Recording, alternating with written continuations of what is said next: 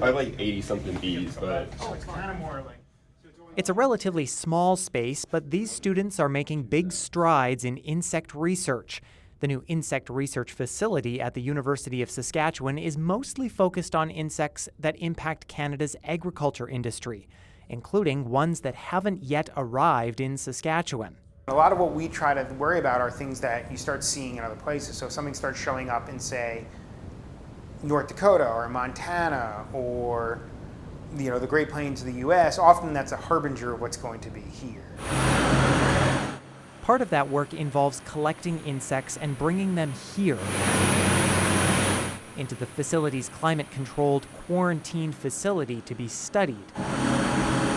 Say, we have this variety of canola or lentil or something that we grow here. Will this insect from Morocco or whatever, from the United States, that's a problem, or Australia, on lentils be a problem on the varieties we grow? A copper electrode that's hooked up to this machine.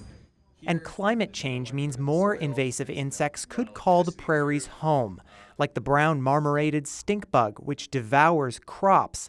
Recent research shows the U.S. currently has the most ideal climate for the bug, but if global emissions from fossil fuels continue at a high rate, many parts of our country, including the prairies, could become home for the species within the next 75 years or so.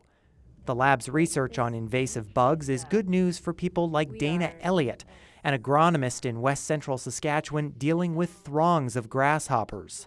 We can be prepared to take action on them as producers and not lose that yield and, risk not having any grain to supply to the world market.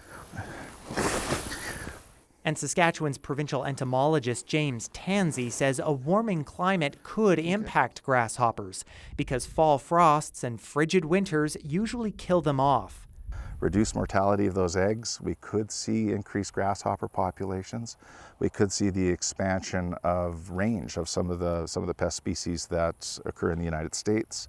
Tansey's fellow entomologists on the prairies have released this document, a sort of wanted poster for invasive insects, encouraging people to report sightings so they can be tracked and monitored.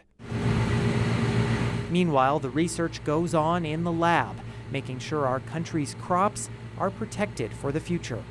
Ethan Williams, CBC News, Saskatoon.